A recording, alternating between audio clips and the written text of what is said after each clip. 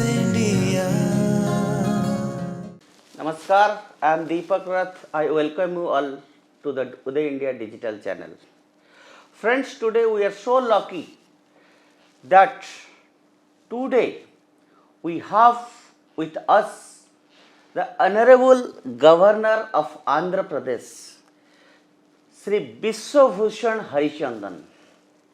I want to tell our viewers that Sri Harichandan in his early days was a very senior High Court advocate in the Odisha High Court. He was a great legal luminary.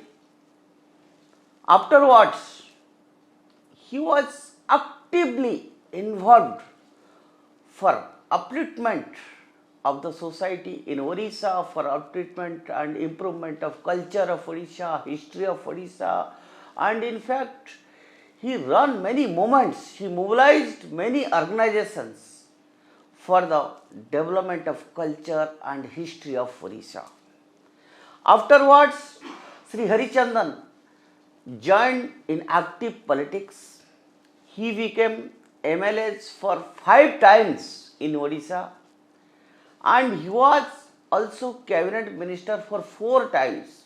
He was a cabinet minister for law, revenue, food and civil supplies, labor employment, industries, and also I also want to inform our viewers that he won the Bhubaneswar Assembly, breaking all the records with a margin of 98,000 votes, and that was a record.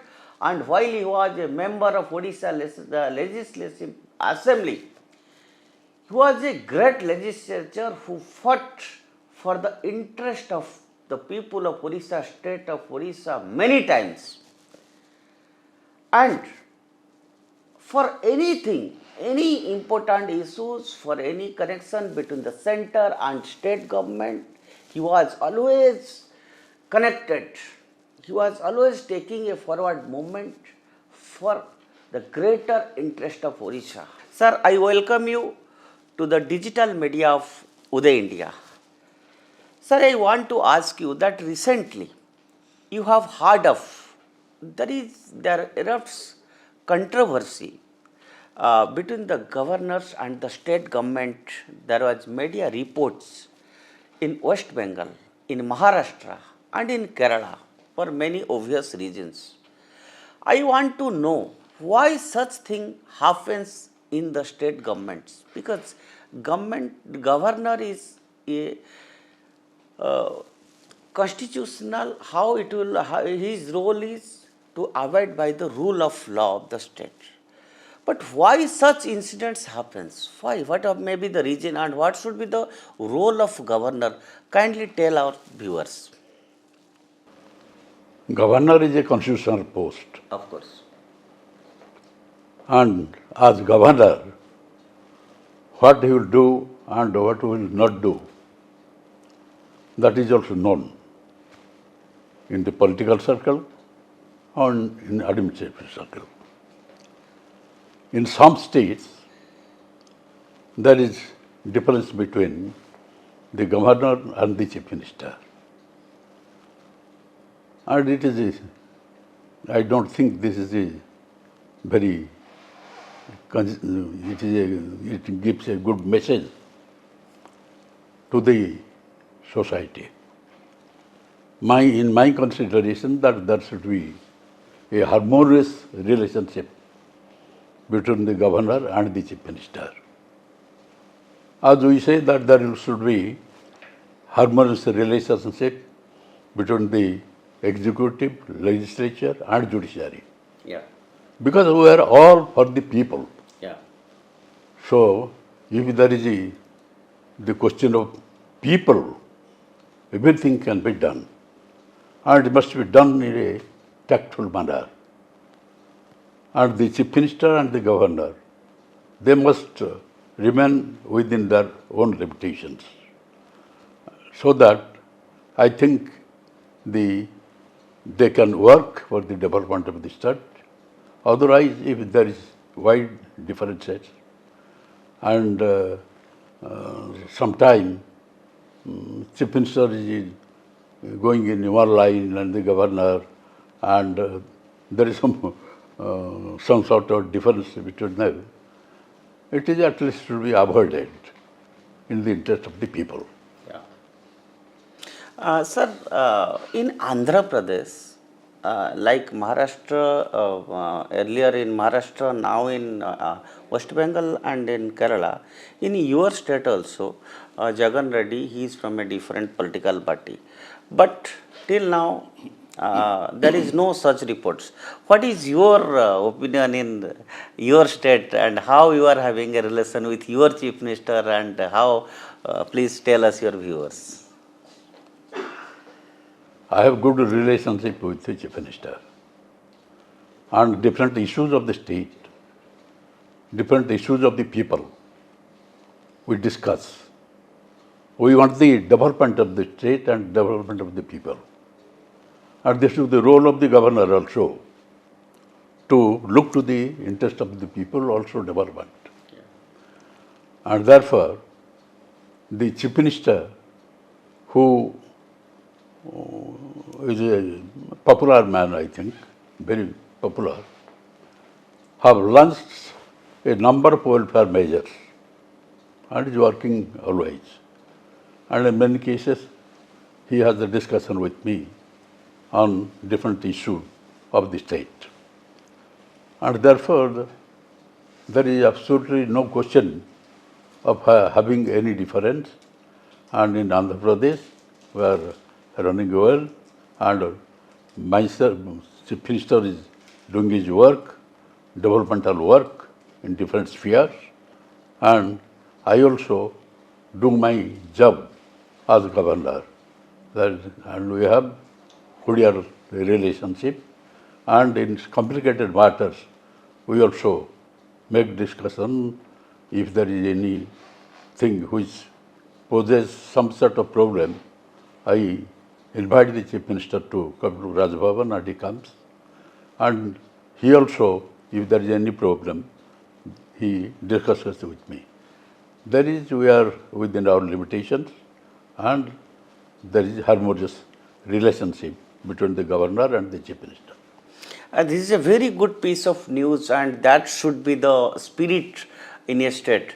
Can you tell us in brief, after you being sworn in as a governor, what are the steps the state government is taking and you are especially taking care of for the development of rural development, education and agricultural development in Andhra Pradesh? How it is going on? In Andhra Pradesh, a lot of welfare measures have been taken. In agriculture, there is a developed state. And industries also they are establishing. And special focus has been given to the health of the people. And there is one Arogya Yojana, which had been launched by Dr. Rajsekhar Reddy, his father. That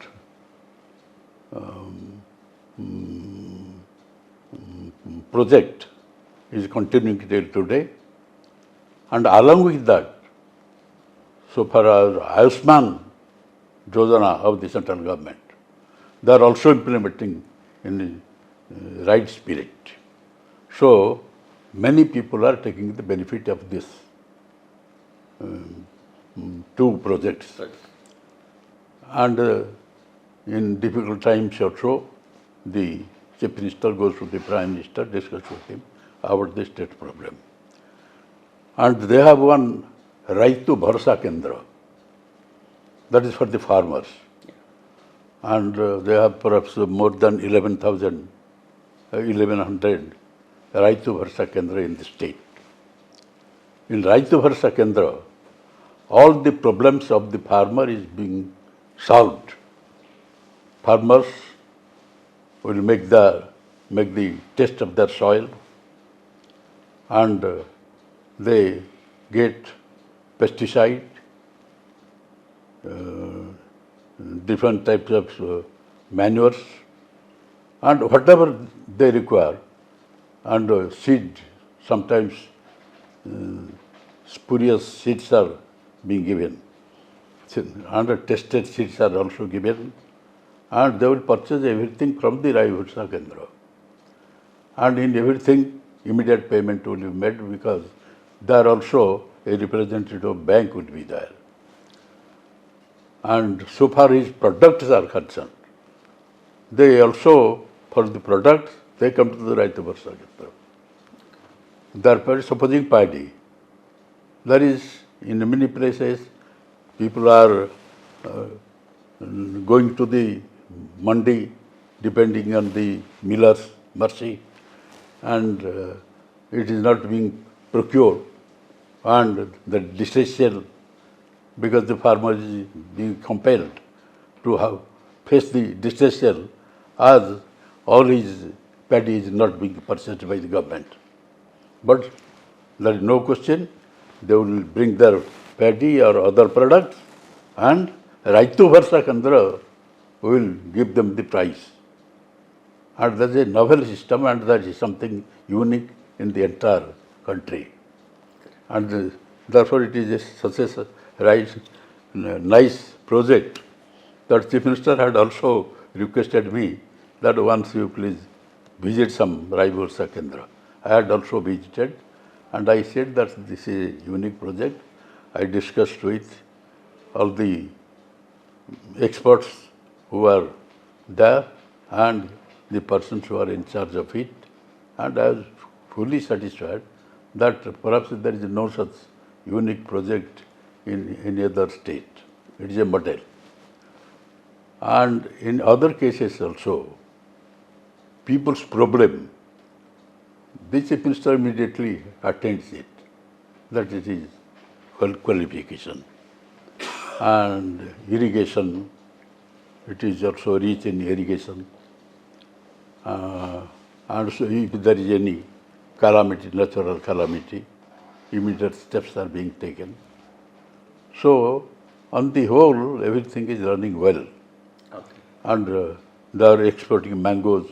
In mangoes, perhaps that is the third in the country also. Fish product, I think it is the greatest exporter of fish.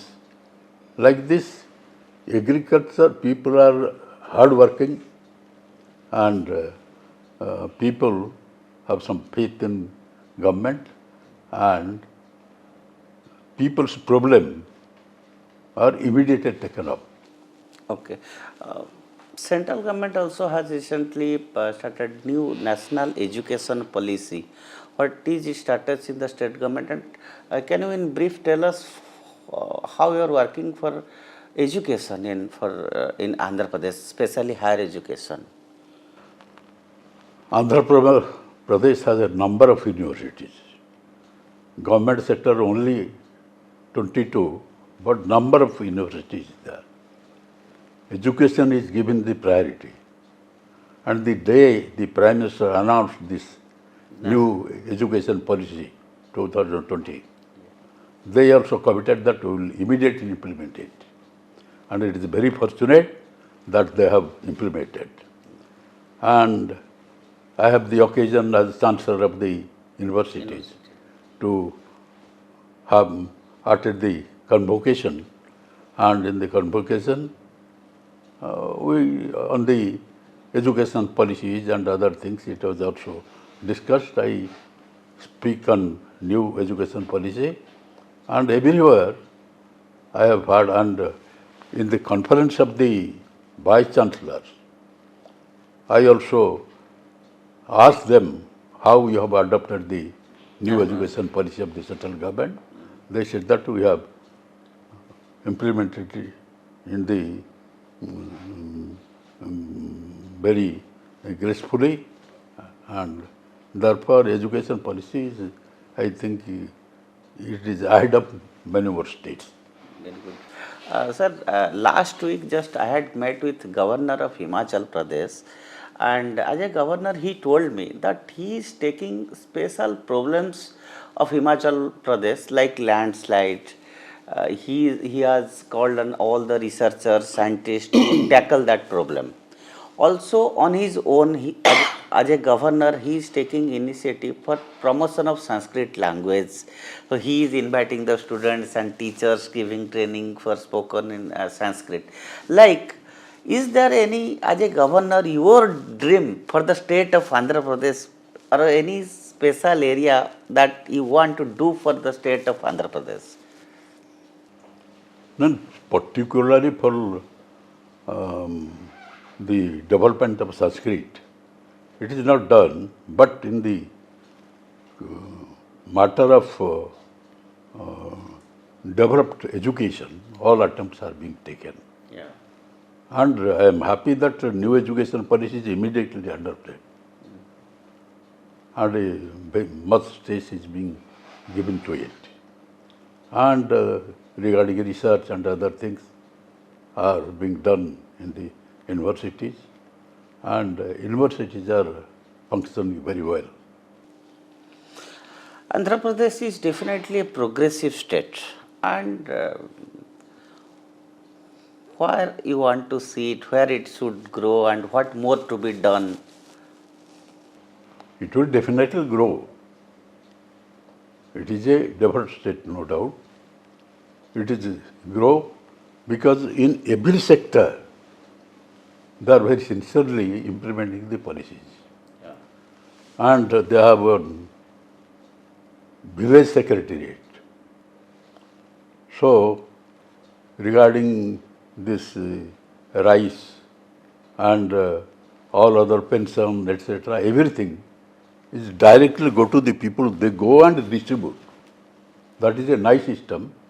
That village secretariat is functioning all over the state, and in the village, through village secretariat, people needed to run to the panchayat or the block, and this village secretariat people, they go to the house of the people and distribute this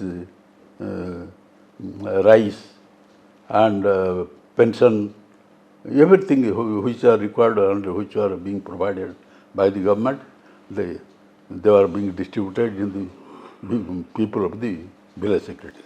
Very nice. Sir, coming back to our viewers will be certainly interested to know from you, because you are also from the state of Orissa and you are deeply associated with the culture, upliftment of culture, and development of history of freedom struggle. You have attended lots of programs, and you have written hundreds of articles. You have attended many programs, and you are also a great speaker, and every nook and corner of the state you have addressed. So, can you, in brief, tell us about the pride history of Orissa and culture and freedom struggle?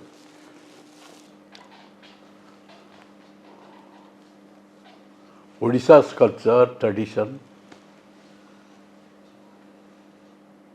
is very rich, no doubt. And in the freedom struggle, we had taken a major part. And especially before the freedom struggle, when Britishers came to Odisha in 1803, Odisha, they took into their control the Odisha. Then after 1 year,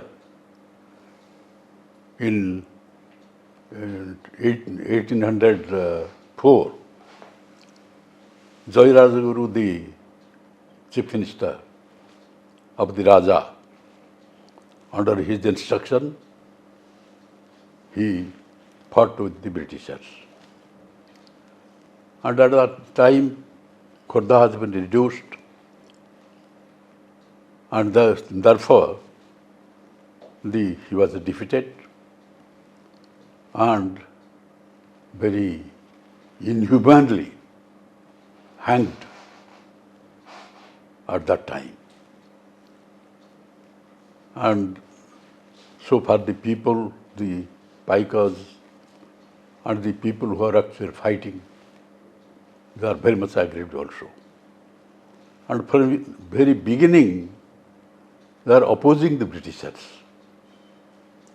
And thereafter, some years continued, and there was oppression of the British people. The officers who have come from different states, especially West Bengal, and the officers, some officers of the state, they made the state helpless and oppression has gone to thrive. Multiple taxes have been imposed and the land revenue has been increased.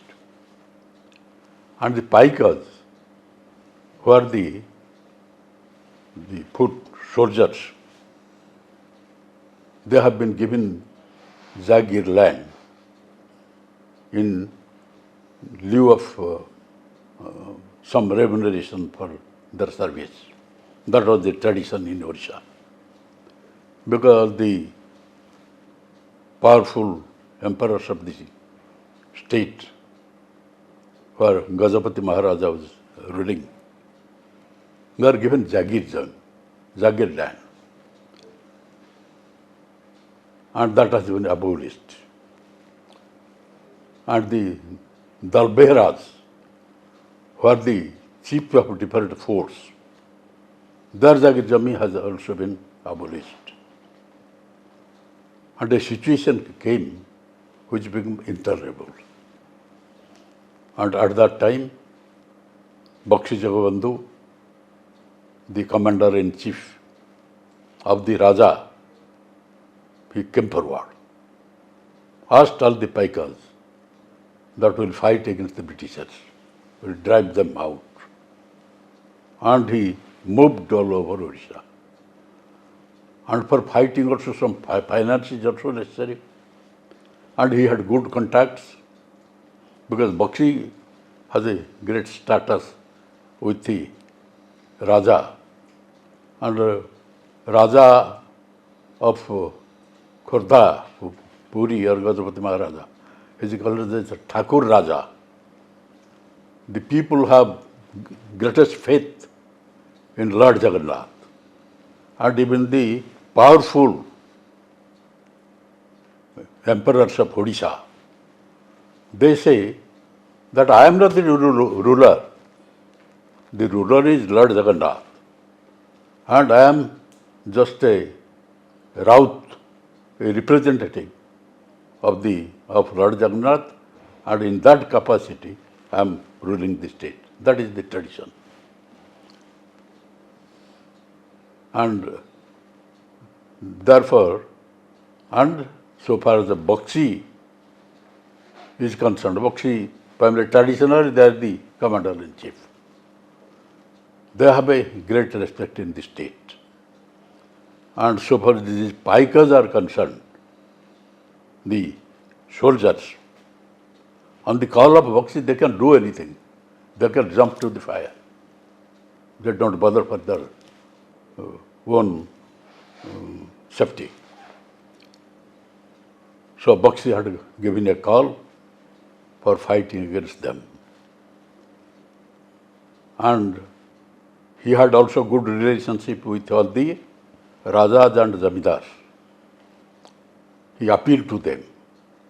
And he said that a time has come, oppression has gone to the peak, people have lost their land, land revenue has been increased, multiple taxes have been imposed, and your birthright of collecting salt from Chilka and sea, that has been withdrawn, then it's better that we'll fight with them for the freedom of our land, freedom of the motherland. And all the Paikas, they came forward, they promised, after whatever consequence may be, we will fight for the land. And under his leadership, the Paika Bidroh started in 1817. in 1817, so they planned with all the Dalberas, Dalais, who are the chiefs. And there is a plan, and in that plan, they have decided first that we will start the war from Banpur.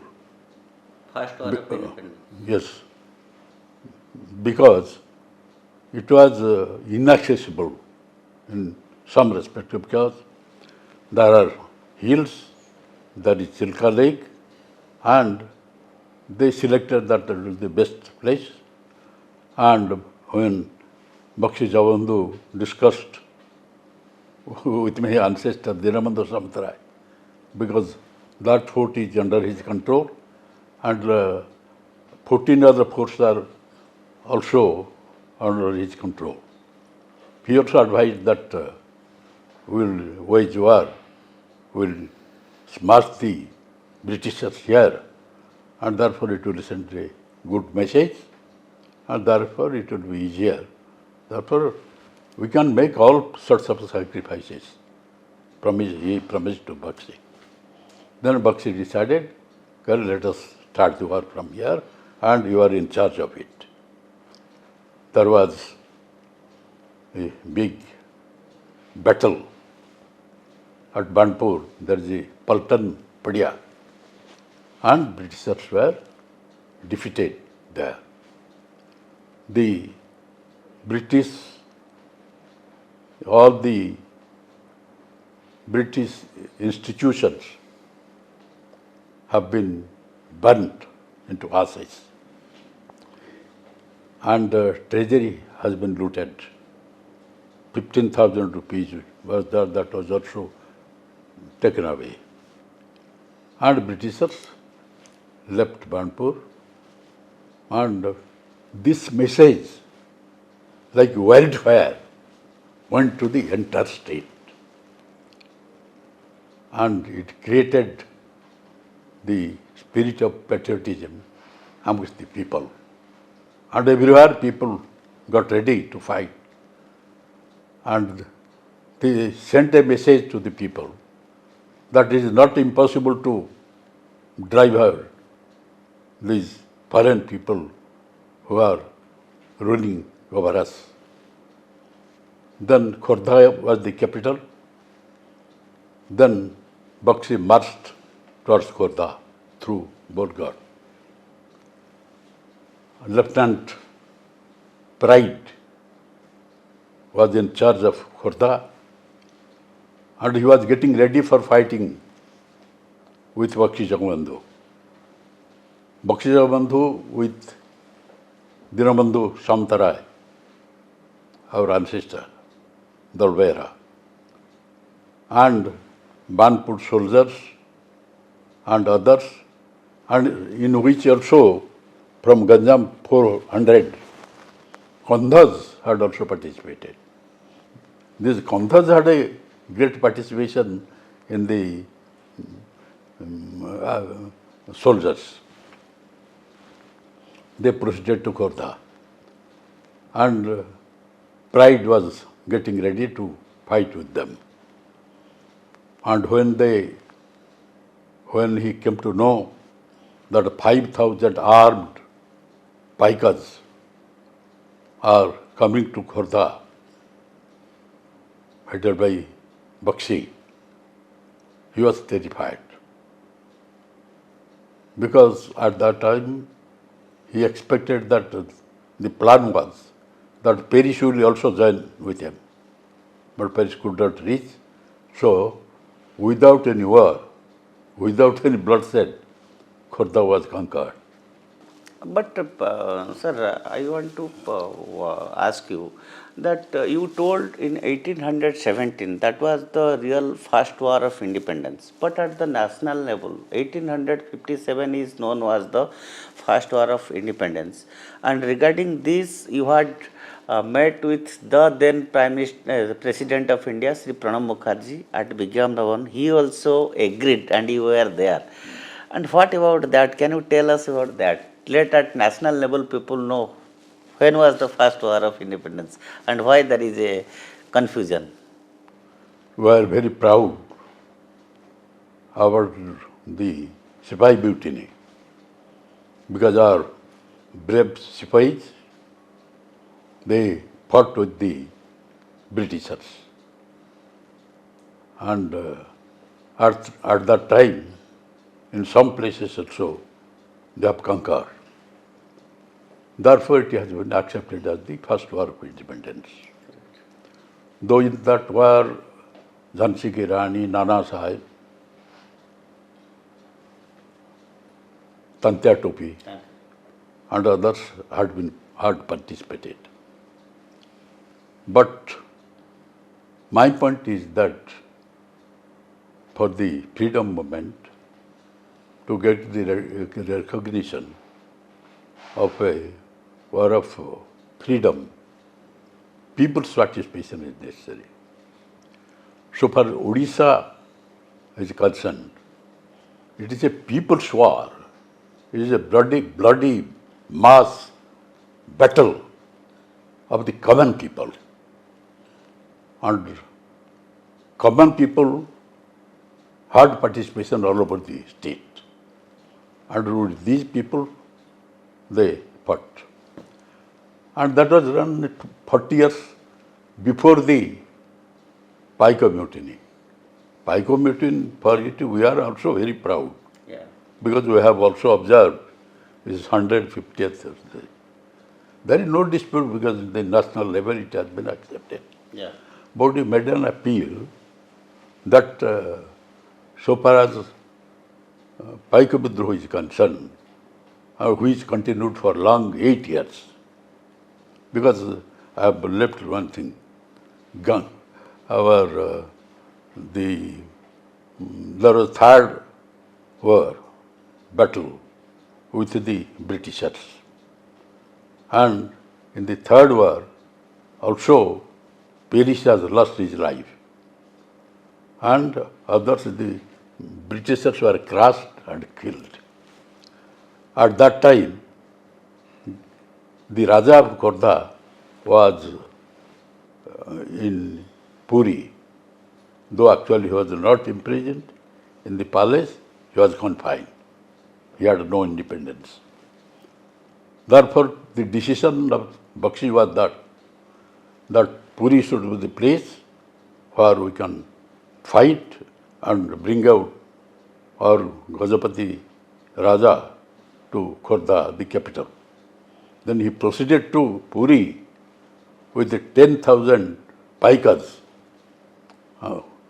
And with there was a bloody battle at Puri.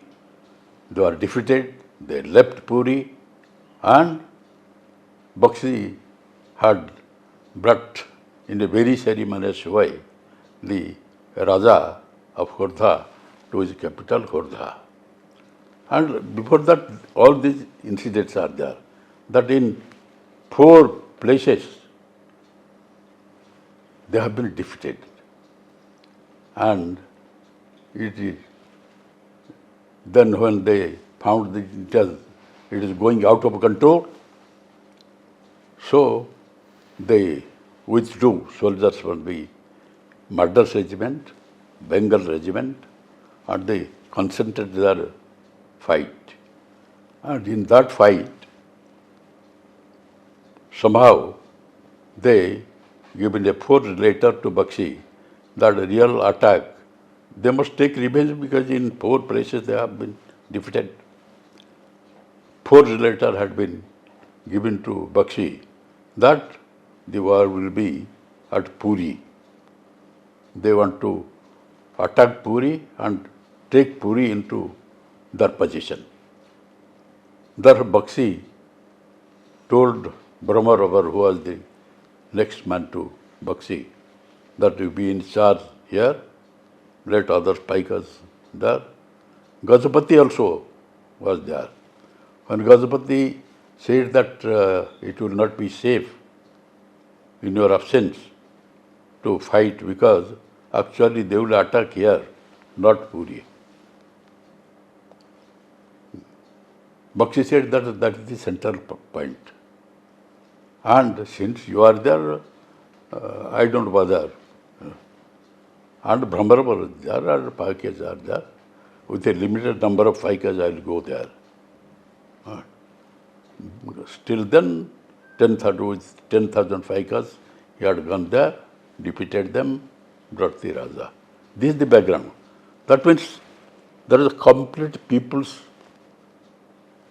cooperation with the entire pike battle in different places, and they have been defeated.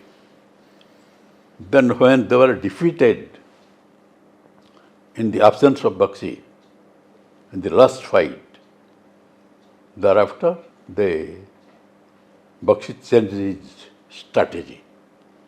Then he then said that with all these sophisticated weapons and the guns and cannons, it is difficult to fight with them henceforward with these swords and todhadar guns. Therefore, he changes the strategy into guerrilla war, which continued till 1821. Sir, Because of that, we said, because in 1970 I had started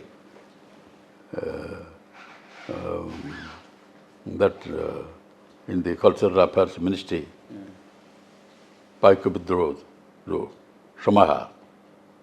At that time, Dr. Harichandan Bhatta, Dr. Radhanath Ratha, Biju Patnaik, Ravi Rai, they all encouraged me, and it was a warlike thing from Barunai to Bhubaneswar.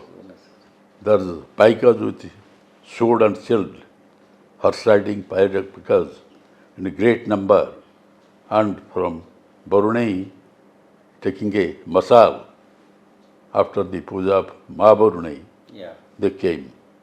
It appears as if this is perhaps they are going to a war. And every 2 kilometers I had placed a minister to receive and to give the flame to the other horse riding soldier. Like this, Sir, very beautifully you have narrated the courageous life of Bakshi Jagabandhu. But some historians, and as you know, the history of freedom struggle of Orissa was written by the agents of British people. And taking that into account, some historians are claiming that Bakshi Jagabandhu has surrendered before the British Raj and he compromised. How do you accept Bakshi Jagabandhu had never compromised, not surrender.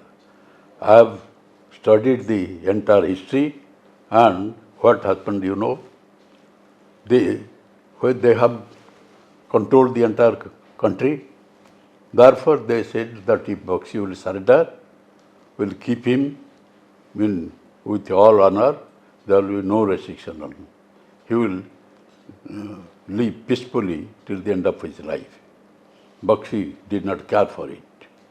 Thereafter, they imprisoned in Baravati fort both his queens, his son, adopted son, all of them were imprisoned. Because they wanted that so long as the Bakshi lives, it will be very difficult to control the agitation, and looking at this agitation in some other place in India, there may be revolt. When they failed, then thirdly, they took all they have abolished all the Jagirodang of Bakshi from the beginning. And thereafter, all other properties of Bakshi has been confiscated. With that pressure, Bakshi did not yield. He continued his war. And therefore they found that it is difficult, he is not a man to surrender. Man is, after so much of pressure, after everything, all his properties are abolished, and his entire family is imprisoned, he is not surrendering. Therefore, they talked to Nayagad, Raja of Nayagad. And they also did another thing. He threatened all the Rajas and Jamindars that if you help Bakshi, you will be punished. So somehow they stopped their help. Nayagada Raja also is a very good friend of Bakshi, and also British, with the British, he is bound to be there, and he is also taking it to as a friend. And they said that you meet Bakshi and tell him that all operation will be stopped, multiple taxes will be abolished, and land revenue will be decreased, and in many cases we will return the jagirs. And as my friend, you know that it is not possible to have such war. And when they are giving that offer, because they are also frightened of the dead Bakshi. Therefore, they wanted friendship with you, and there should be a negotiation, and all these demands, as you had made, that should be done. And people at that time also wanted peace. They did not want that this operation should continue. Therefore, there was a negotiation treaty, and on elephant's back, Bakshi with a procession came to Cuttack, received by the Britishers, and lived there. And the people who are saying that Bakshi has surrendered, they don't know the history. And in my drama, Mahasangramar Mahanayaka, I have clearly written it, because that is the history. People should know that is the history. And we are fortunate that the Honorable Prime Minister had directed for observing bicentenary of Paika Vidroh. That is a great honor given by him, and everything had been considered. Sir, my last question, can you reply in brief, because India is celebrating 75 years of independence, and the son of Odisha's, the statue of Subhash Chandra Bose is installed at the India Gate. And what is your message in brief, can you tell? The moment we heard that there is the Azadi Ka Amrita Mahotsav.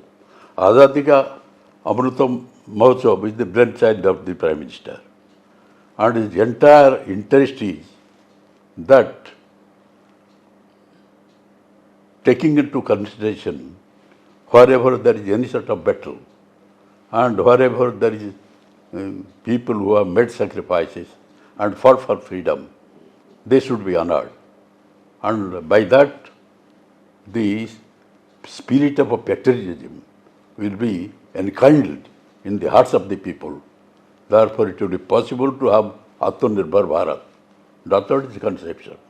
And therefore, the first attempt was to place the statue of Netaji Subhash Chandra Bose, the great hero who had, in the freedom movement, who has said, "Give me blood, I will give you freedom." And there is no power in the world which can keep us under bondage for any more time.